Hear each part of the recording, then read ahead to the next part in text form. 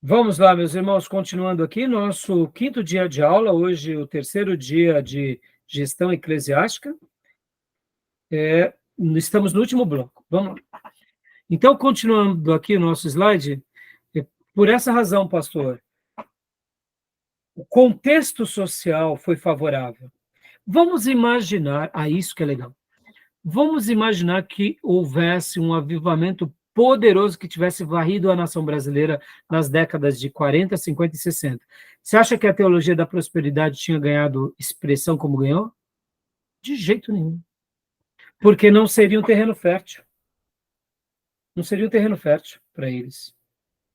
Já que o contexto social nos influencia direta ou indiretamente, a proposta da teologia da prosperidade veio como uma resposta social e religiosa. Por isso que eu gosto de chamar que é um ídolo invisível, porque é uma coisa diabólica, entendeu? Como eu já disse, não sou contra a prosperidade, sou contra essa prosperidade. Prosperidade bíblica, prosperidade que a gente ensina, sou totalmente a favor. Abraão, Davi, Salomão era próspero, Joana era próspero, Mateus era próspero, tanta gente rica. E que Deus te concede aqui, viu, meu irmão? Todos nós aqui, prosperidade e riqueza, se for da vontade dele. Mas se a gente não tiver que ser rico, porque a gente escolheu santidade, então continue escolhendo santidade. Agora, se Deus, no meio da santidade, te deu o dom da riqueza, meu irmão, se agarra e invista no reino, tá bom? Não tenho dúvida. Por isso que a gente tem que orar, não tenho dúvida que a gente vai ser benção. Por isso que a gente tem que orar por um avivamento, meus irmãos, que o que vai acabar com essa praga não vai ser outra coisa, não. Vai ser o avivamento. Agora, outra coisa também, olha que interessante. A gente está passando por um momento curioso na igreja brasileira, que é um momento também de descoberta da política. É bom, mas é ruim. É bom, mas é ruim. Porque pessoas mal intencionadas podem usar o povo de Deus como massa de manobra, em nome de Deus. Então é bom, mas é ruim. No avivamento, o povo de Deus não entra como massa de manobra. Por quê? Porque você pode ou já está discernirá o que é usando? certo. Hã? Desculpa, pode ou já está usando? Tá usando. Exatamente. Pode ou já está usando? Fica uma pergunta. Eu quero acreditar, pastor Johnny, que nem todo mundo está consciente de que pode ser um instrumento disso. Tem muita gente de Deus que está ali porque tem vocação mesmo. Você vê que são pessoas que têm vocação social. Então, por isso que a gente não pode julgar, né? Hoje, inclusive, uma irmã mandou num grupo, um irmão, Cris, mandou no grupo um cortezinho de um pastor pregando, que ele falava assim: o Senhor nos chama de príncipes, mas não nos chama de juiz. O Senhor nos chama de menino dos olhos de Deus, mas não nos chama de juiz. O Senhor nos chama de vencedor, mas não nos chama de juiz. Aí, meus irmãos, que coisa linda. Vou mandar para vocês. Eu falei, meu Deus, é tão óbvio, está na Bíblia o tempo todo. Deus nos chama de tanta coisa, menos de juiz. O único juízo que a gente pode fazer é o juízo próprio. Agora, é óbvio, o que você fez agora, pastor, e o que eu fiz, é um apontamento crítico com uma coisa que nos preocupa. Por quê? Porque a igreja acaba sendo, sim, um terreno fértil para o movimento de direita. E a política está sendo redescoberta, inclusive pelo movimento de direita. E eu espero que Deus realmente possa conduzir aqueles que têm o quê? Uma vocação pública para que não misture o joio com o trigo. Mas por essa razão que eu digo e afirmo, pastores não deveriam jamais entrar para a política. Se querem... né? Hã? Que tem a maturidade bíblica, Saber... né? Sim, e pastores, se querem se candidatar, eles devem entregar o pastorado para se dedicar à gestão pública. Porque para deixar claro que uma coisa não tem nada a ver com a outra. Sim. No entanto, a gente também não pode ser apolítico, mas também a gente não pode ser bobinho. Então, nossos apontamentos aqui são apontamentos que mostram, né? Porque, guardem isso, nós somos influenciados pelo tecido social. Isso é inquestionável, irmãos. Faz parte da nossa psique. Isso é um pouco de psicologia de massa, isso é um pouco de influência social. Isso faz parte da história humana. Podem ver que o povo de Deus passou por momentos assim. Por exemplo, casamento, mais de uma mulher. O que Jesus disse? Por que eles casaram com mais de uma mulher? Pela dureza dos seus corações. O que é aquilo? Tecido social. Tecido social dando o comportamento da lei. Ou seja, querendo reinventar na lei. Mas não era, Deus criou o homem para uma mulher e uma mulher para um homem. Percebam, se a gente não tomar cuidado, a gente começa... Por que muitas igrejas estão indo para a aceitação da questão gay? Tecido social. Não subestimem, o diabo e as artimanhas das trevas e a carnalidade humana atua pelo tecido social, passa pelas frestas das portas das igrejas, pela janela, e quando vai ver, já está dominando tudo, e quando a gente vê, a gente acha que é normal. Porque ninguém gosta de andar na contramão, a não ser os profetas. Né? Tá bom, meus irmãos? Vamos lá. Então, continuando aqui o nosso slide. É por isso que a vida de profeta é morrendo, entendeu? Tem muito o que falar. Vamos lá. Exemplos de valores: adorar, celebrar, servir, ministrar, evangelizar, alcançar, edificar, comungar. A Igreja Batista Ágape, olha que lindo.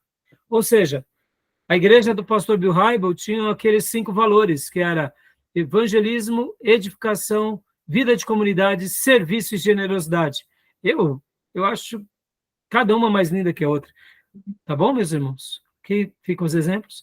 E agora, para a gente estar concluindo essa aula de hoje, ó, a análise situacional, ambiente externo e ameaças e oportunidades. A gente está trabalhando sobre planejamento estratégico. Lembra que na aula passada, eu falei muito para vocês sobre, até eu peguei o material aqui da FGV, que eu falei para vocês sobre aquela questão aquele acróstico que eu chamei de FOFA. Lembra? Força, oportunidade, fraqueza e ameaça. Lembra disso? Então, tudo isso que a gente está fazendo, meus irmãos, serve para nós aprendermos um pouco essas linguagens para a gente poder avaliar a nossa igreja, avaliar o nosso conjunto, porque, de fato, todas essas questões elas têm as suas utilidades, têm as suas importâncias. Por exemplo, irmão, vamos fazer aqui um case bem rápido. Se a gente desconsiderar que a igreja ela não tem fraqueza, que ela não tem ameaça, a gente está desconsiderando uma realidade. Concorda? Uhum. Temos força? Temos. Mas temos fraqueza? Também temos. Temos ameaça? Temos. Mas temos oportunidade? Também temos. Então, por isso que é importante, quando a gente, diante de um planejamento estratégico, a gente aprende a ter essa visão mais aberta. Para quê? Para que a gente não se comprometa dentro desse planejamento estratégico. Por exemplo, aqui, nessa análise situacional, a gente vai estar olhando o quê? O ambiente externo. Por que a gente olha para o ambiente externo? Porque logo depois vem o quê? O ambiente interno. Ou seja, eu não posso olhar a nossa vida de igreja e de projetos com a igreja olhando apenas internamente. Eu tenho que olhar internamente e externamente. Vamos pegar um exemplo aqui bem fácil para a gente assimilar. Na pandemia, quantos foram os colegas nossos que morreram porque eles não souberam lidar direito com a pandemia? Vocês conheceram muita gente ou não? Eu tive grupos de pastores que teve igrejas e denominações que vários pastores morreram. Quais foram os pastores que mais morreram na pandemia? Não sei se vocês viram isso. Chegaram a acompanhar. Não vi não, pastor. Não? Eu não vi. Geralmente os pastores ou negacionistas ou aqueles que usavam da fé como a sua ferramenta de que Deus iria guardá-los. E eu digo isso sem medo de errar e com compaixão, irmãos. Muitas igrejas que ficaram abertas, eu digo aqui, por exemplo, eu tive a notícia da igreja quadrangular, por exemplo, não é per capita, tá, irmãos? Não é per capita, mas a igreja quadrangular perdeu muitos pastores, porque eles usaram do artifício do quê? Da fé. Qual que é a base da igreja quadrangular? Qual que são os 4 pilares que são os valores da igreja quadrangular? Lembram? A gente trabalhou em avivamento. Uma das bases era o quê? Que Jesus Salva, salva, o que mais? cura Cura O que mais? E liberta. Liberta e Vai, ele, irmão, só falta uma. ele voltará, não é isso? Voltará isso. Exato. Salva, cura e liberta. Como que eu vou estar com a igreja fechada se eu creio que Jesus cura e liberta? Você entendeu? Agora eu pergunto, os presbiterianos, com toda a cautela, vamos lá, vamos fazer uma defesa aqui para os nossos irmãos presbiterianos. Eles creem em cura divina? Claro que creem. Vai ouvir o Hernandes Dias Lopes e o Nicodemos. Eles não têm prática que os pentecostais têm, mas que eles duvidam do poder de Deus. Pode ter presbiteriano e batista e outros, pode, que acredita no sensacionalismo, claro, e tem. Mas o que eu quero dizer, não são todos, eles creem que Deus cura. Agora, eles procuram avaliar a vida com mais lucidez. Quantos pastores presbiterianos morreram? Poucos. Por quê? Porque souberam o que? Ler o momento. Percebam, irmãos, como essas questões são importantes. Situações e ambientes externos e ambientes internos. Eu não quero entrar no mérito, mas qual que é o mérito aqui? Nós, como líderes, a gente precisa de enxergar a igreja num contexto. Essa questão da pandemia me deu uma dor de cabeça violenta, porque tinham 2 famílias lá da igreja que me deu um trabalho violento. Eu bati na mesa e falei, meus irmãos, é assim, essa igreja está sob a minha responsabilidade. Eu que estarei prestando conta diante de Deus. Então, a partir de hoje está fechado e ponto final. Quer ir para outra igreja, pode ir. E eu não me arrependi da minha tomada de decisão. Meus irmãos, não era a minha vida apenas. Pastor, e aí, o senhor não fez nada? Claro, eu estava fazendo as transmissões, eu estava com os irmãos, eu estava trabalhando, eu trabalhei normalmente. Claro, sendo mais comedido, por mim, pela minha família e pelos irmãos, sim. Mas, ao mesmo tempo, eu não fugi do embate, mas eu fui comedido. Porque eu não queria, uma hora como essa, imaginar que, por causa da minha fé, ou ousadia, ou chame como quiser, eu perdi vários amigos. Entendo, irmãos, eu poderia ter até morrido, ou ter perdido um parente meu, ou um familiar meu, mas eu não teria uma culpa sobre mim por causa dessa tomada de decisão. Perceba, eu tive que ser muito firme, foi o que eu pensei. Agora, e aí, pastor, o senhor teve amigos pastores que pensaram o contrário a você? Claro que eu tive, vários, inclusive batistas. E o que eu fiz? Eu respeitei eles e disse para eles, respeitem a minha decisão. Assim como você prestará conta na sua comunidade, eu vou prestar conta na minha. E como a igreja do Primitivo agiria num tempo desse, numa Covid como essa? Pois é, então, é uma dúvida, Júlio. Por quê? Porque nós não temos um padrão de praga dessa medida. Por outro lado, nós temos um pano de fundo. Qual era o pano de fundo? O leproso. As pessoas ficavam recebendo leproso em casa, na igreja primitiva? Mas leprosos eram curados? Sim. Ou seja, o leproso que se convertia sabia também do seu lugar? Sim. Mas ele não entrava nas comunidades, batendo o pé nas comunidades, porque, afinal de contas, os irmãos estavam fazendo acepção de pessoas? Não. Perceba, temos um pano de fundo bíblico que nos deixa uma margem. É diferente, porque esse Não, mas exemplo... deixa eu só concluir, Júnior. Temos um pano de fundo de uma doença que era contagiosa, temos uma atitude da liderança de Jesus, dos apóstolos, nós temos uma maturidade daquela sociedade, nós não temos também uma ingenuidade. Dá para a gente extrair algumas lições, entendeu? Pode falar, Júnior. Diga assim, que aquele tempo lá, esse exemplo aí, é um pouco diferente, porque, na verdade, a questão da igreja é deixar de fazer, deixar de atuar. É isso que eu estou falando. Será que eles deixavam de atuar? Stiga? Então, perceba que nas minhas falas agora, eu posso levá-los a uma reflexão, assim como outros podem levar a outros.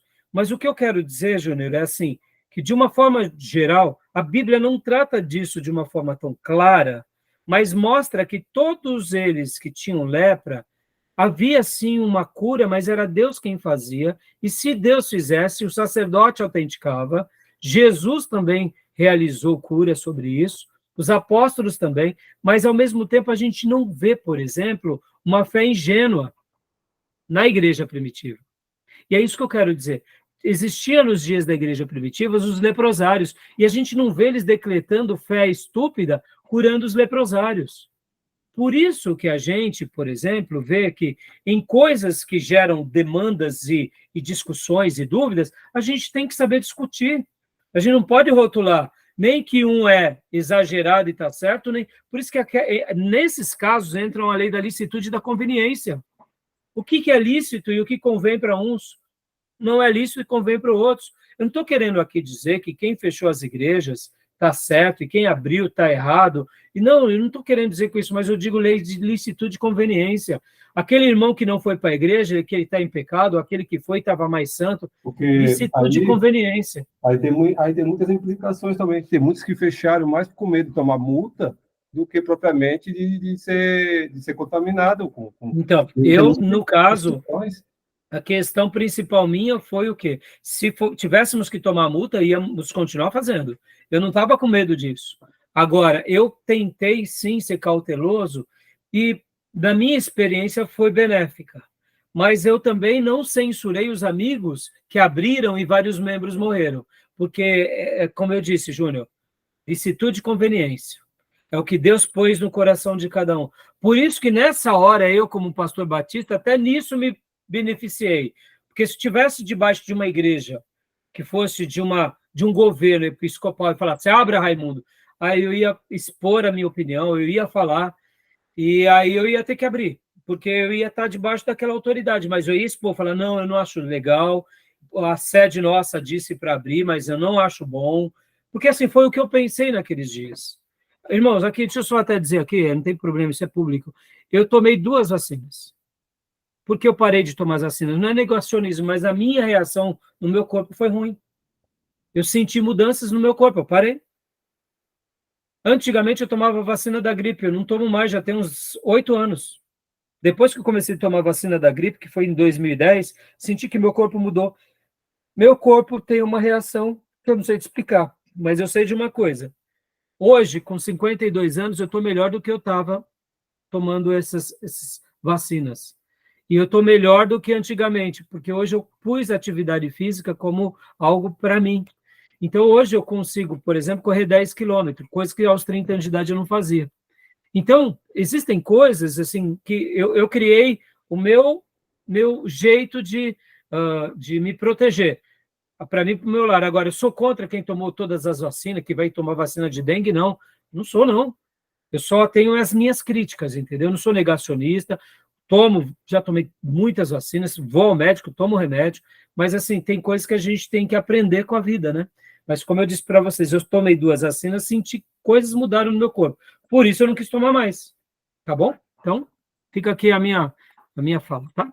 Então, quando a gente fala sobre planejamento estratégico, irmão, só para a gente estar concluindo, a gente tem aqui 2 avaliações, as internas e as externas. Olha só aqui. Quando a gente avalia o ambiente externo, a gente tem que ver as ameaças e as oportunidades. O mundo ao ser alcançado, o ambiente da igreja, a igreja, pontos fortes e pontos fracos. A gente tem que olhar esse momento. E aí vem essas definições aqui que o nosso querido professor deixou aqui como material para vocês se aprofundarem. Como a hora já está dando, eu não vou me adentrar nesses temas, tá? Agora, sobre a questão da análise situacional do ambiente interno, é a mesma coisa, pontos fracos e pontos fortes. Esse retrato aqui mostra bem os 2 ambientes, o ambiente interno e o ambiente externo. Pode ver, a gente avalia externamente e internamente. Então, quando a gente vai criar uma estratégia da igreja, muitas vezes a gente está querendo fazer algo, mas a igreja está com mais pontos fracos do que fortes. Então, logo, como que eu vou poder executar aquele planejamento? Vai ser difícil. Ao mesmo tempo, a gente está com mais ameaça do que oportunidade. Será que é hora de ir ou será que é hora de retroceder? Pode ser que a gente tenha que realmente ir nas ameaças, assim como ir nos pontos fracos. O Espírito Santo quer que, de repente, a gente vá para a gente aprender a crescer diante das ameaças e dos pontos fracos, porque é diante do embate que a gente vê as oportunidades e melhora criando os pontos fortes. Por isso que a igreja é diferente do mundo. No mundo, esse planejamento estratégico você executa ele debaixo de muita reflexão e de muito daquilo que nós chamamos de brainstorm, que é chuvas de ideias. A gente vai fazendo ali os apontamentos, as probabilidades, as teses, e aí a gente cria o nosso case. Mas na igreja é diferente. A gente faz tudo isso e rega tudo isso com muita oração, com muito jejum, para a gente poder ter êxito. Tá bom, meus irmãos? Eu não vou gastar muito tempo aqui sobre esse ponto, né? Mas o grande foco é o quê no planejamento estratégico? Atingir o nosso objetivo, né? Porque dessa forma, a missão delineada precisa ser traduzida em objetivos menores. Os objetivos, situação que a igreja quer atingir, tem a possibilidade razoável de fazê-lo, estão na interseção entre o que a igreja quer fazer e o que ela pode fazer naquele momento, fontes de motivação e um meio de orientar as atividades. Aí assim a gente atinge os objetivos, tá bom? Ainda dentro disso, a missão delineada precisa ser traduzida. Eu acabei de ler, né? É a mesma coisa, né? Não, é a mesma coisa. É a mesma coisa, isso. Aqui são alguns cuidados que o professor deixou para nós, né? Os objetivos devem ser mensuráveis, os objetivos não devem ser ambíguos, dupla interpretação, devem ser específicos, amplitude ilimitada, devem ser situados no tempo, quando serão realizados, devem ser relevantes, devem ser frutos de consenso, devem ser guias de estímulo e ação. Os objetivos são o foco da igreja e para onde a igreja deve convergir em esforços. Metas dentro dos objetivos são alvos específicos a serem alcançados. Os objetivos compõem-se de 3 elementos: o atributo específico para medida de eficiência, por exemplo, a evangelização, o padrão, ou a escala a qual o atributo é medido, por exemplo, evangelização local, e a meta é um valor específico na escalada que a igreja procura atingir, por exemplo, evangelizar 20% da população local. E aqui o nosso querido irmão vai dando essas ideias, e aí eu vou deixar aqui para vocês depois para vocês acabarem lendo essa parte, irmãos, para a gente poder migrar para o próximo. A não ser que vocês queiram trabalhar mais sobre essa questão. Eu, particularmente, acho que, lendo o material, com a aula de hoje, com o áudio que vocês terão, e lendo esses slides e pesquisando, principalmente no livro-texto, principalmente aqueles que comprou um dos 2 livros do Josué Campanhã, você vai ver que ele destaca muito esse assunto, tá bom? Porque aí na próxima aula, ou seja, na 6ª aula, a gente vai já para o novo Código Civil, vamos trabalhar na gestão eclesiástica, agora voltado à questão jurídica. E aí o Júnior, inclusive, vai dar suas contribuições para nós como advogado. Tá bom? Tudo bem, meus irmãos? Se por acaso o irmão ou a irmã quer ser mais... livro qual que é mesmo, padrão? Oi? O livro padrão, falei, qual que é? Eu tinha indicado, Júnior, 2 livros do Josué, Josué Campanhã, ou o outro livro que é o... Plano de ação. Ação, plano. Isso, tá no programa de aula, tá, Júnior? Luz, plano e ação. Luz, plano e ação, que é esse, ou o outro dele mesmo, que é esse outro aqui, quer ver? Eu propus 3 livros. Por que eu propus 3 livros? Vamos lá. Se você quer trabalhar e desenvolver mais essa área do planejamento, aí você vai ver o livro que trata mais sobre o assunto do planejamento. Se você quer um livro que trata mais sobre estratégia, você vai trabalhar mais no livro que trabalha mais sobre estratégia, entendeu, Júnior? Quer ver aqui, ó, Campanhã. Tem os 3 em um? Não tem. E aí o outro livro era esse daqui do Manual da Igreja e do Obreiro, que, como eu disse, de repente o aluno está com vontade de conhecer mais sobre esse tema, entendeu? Tá bom? Então, é um desses 3. Beleza, meus irmãos? Tudo bem até aqui? Beleza. Deu para entender? Se Tranquilo. vocês tiverem mais dúvidas ou quiserem mais materiais, eu passo para vocês materiais de áudio, de vídeo, sobre o tema, porque, assim, como eu disse para vocês, irmãos, é um assunto muito relevante. Mas, ao mesmo tempo, ele é um pouco desafiador, porque muitas vezes nós estamos vendo algo, mas a igreja não está pronta. E aí, o que a gente faz? A gente rega de oração, de ensino, de paciência. Porque a gente tem que lembrar, irmãos, que a vida da igreja é uma vida de comunidade, que a gente está ali para adorar a Deus e para viver o cristianismo na sua essência. Muitas vezes o irmão não quer saber desses detalhes, mas é um crente piedoso, é um homem de oração, é uma irmã de oração, de consagração. Mas esses termos os assustam. E podemos ter obreiros assim. Eu sei que é um pouco estranho falar que, não, pastor, é bobeira, tem obreiro que não. O obreiro que é antenado, ele está antenado com essas coisas. Não, irmão, muitas vezes não. Muitas vezes é um obreiro piedoso na consagração, no jejum, na evangelização, na comunhão, mas ele não quer saber dessas coisas técnicas, porque para ele isso é mundo. Ele quer saber de Bíblia e oração e igreja. Meus irmãos, a gente tem um soldado na mão. E aí a gente fica desprezando porque ele não conhece, sabe, os assuntos da modernidade. Meu irmão, tenha paciência. A igreja vai ter isso, enquanto a gente vai pegar, de repente, uns meninos que conhecem essas linguagens e vão mergulhar nelas. Mas que, de repente, dão trabalho aonde? Na consagração. Aí a gente tem que também trabalhar com eles na consagração. Tá bom, meus irmãos? Então, beleza? Na matéria de liderança, a gente trabalha mais sobre isso, tá? Mas aqui, como o nosso agrade, ela tem muitos assuntos, e, por exemplo, agora a gente vai entrar na questão jurídica, depois a gente vai entrar na questão podem ver que eu tinha dado para vocês o índice dessa apostila que nós damos no NCO, e essa apostila é uma apostila que quem quiser pode pedir na Convenção Batista Nacional, que ela é muito útil, a administração da igreja, ela é uma síntese. Mas, assim, existem obras melhores, o do Josué, do Jaziel é muito melhor, porque é mais completo. Mas olha só, irmãos, a gente vai falar de contabilidade, vamos falar de tesouraria, vamos falar de estatuto, vamos falar...